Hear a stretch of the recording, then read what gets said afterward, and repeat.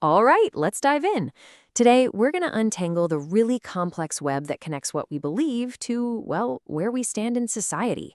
We're going way beyond just faith to look at how religion really interacts with things like class, culture, and our communities. So, let's kick things off with what seems like a pretty simple question. Who's more religious, the rich or the poor? Now, I bet most of us have a quick gut answer to that one. But as we're about to find out, the reality is so much more complicated. And right there, that's what this is all about. By digging into this one question, we're actually going to uncover some pretty fascinating truths about social class, ethnicity, identity, and how all of that stuff shapes the role religion plays in all of our lives. Okay, but before we can even try to answer our big question about the rich and the poor, we immediately hit this huge roadblock. I mean, how do you actually measure something as personal and internal as religious belief? It's a massive challenge for sociologists, and it's really where we have to start. And this quote from Navone just hits the nail on the head. It illustrates the problem perfectly. When we just ask people if they're religious, we're just relying on what they tell us. But what does that really mean? Are we measuring a deep personal faith, or are we just measuring how somebody wants to be seen by others? It's a really crucial difference to keep in mind as we start looking at the data. Okay, so keeping that measurement challenge in mind, let's jump into the first big piece of this puzzle, social class.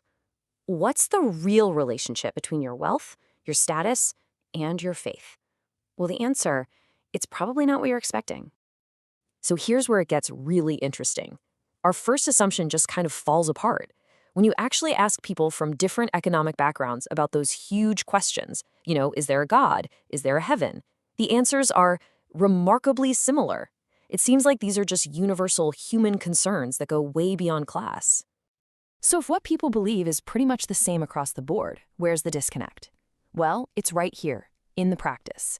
The data shows that while people from all different classes might believe similar things, it's actually the middle and upper classes who are more likely to go to church regularly.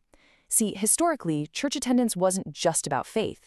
It was also a way to signal social respectability, a kind of status symbol.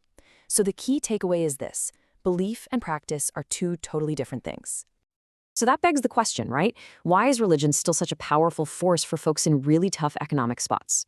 Well, this is where this powerful idea from the sociologist Max Weber comes in. It's called the theodicy of disprivilege. Basically, it's a religious framework that helps make sense of suffering. It promises that the struggles you face right now will be rewarded in the next life.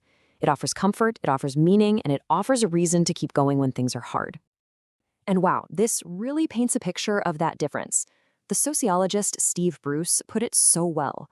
If you're worried about the basics of survival, food, heat, light, religion can give you this profound sense of comfort and hope. But if all your material needs are met, spirituality might become something totally different. It might be more about self-discovery, about finding your inner lights. The whole function of religion changes based on your circumstances. All right, let's switch gears. We've talked about class, but now we're going to look at something that's an even stronger predictor of religiosity, and that's ethnicity. In this case, the story is way less about individual belief and much, much more about community and identity. Just look at this chart from the UK. The difference is absolutely massive. Check out the bars for Pakistani and Bangladeshi communities. We're talking over 90% religious affiliation. Now compare that to the white British population. It's a huge gap. So what is going on here? Now, the first thing you might think is, okay, this has got to be about money, right? Since these groups often face higher levels of poverty. But that's not the full story. Not even close.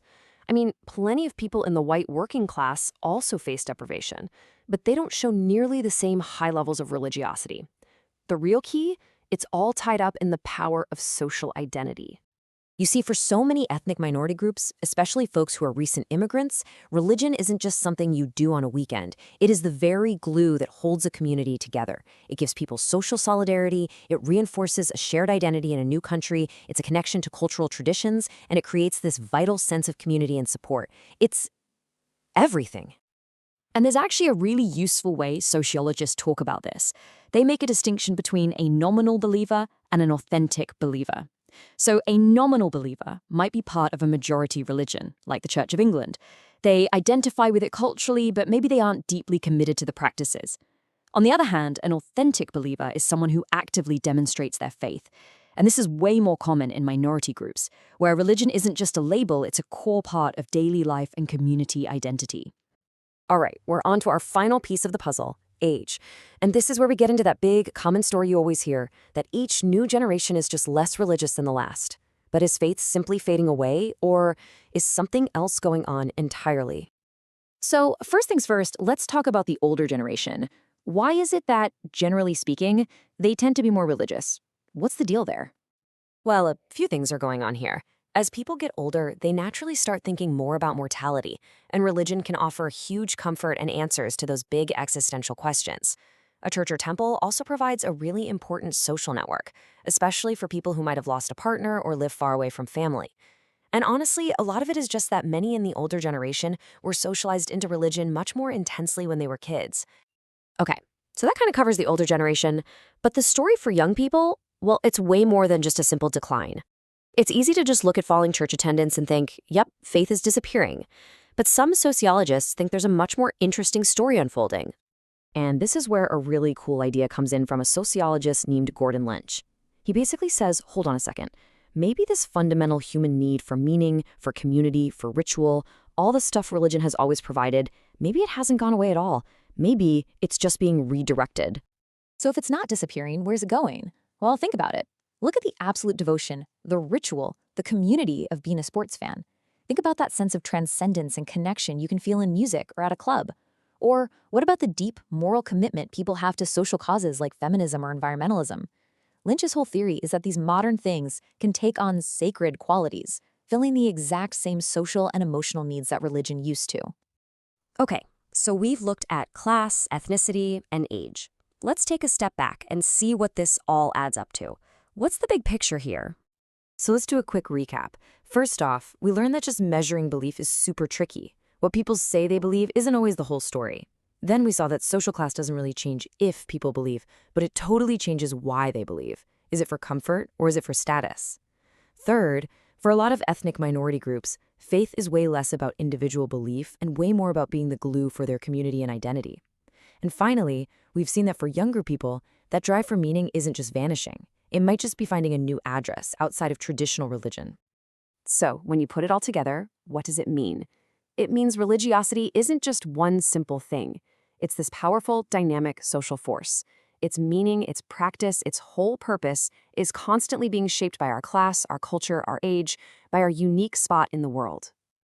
And that leaves us with one last big question to chew on. As we look at the world around us, are we really watching the slow death of religion? Or are we just watching it pack its bags and move into new and maybe unexpected places?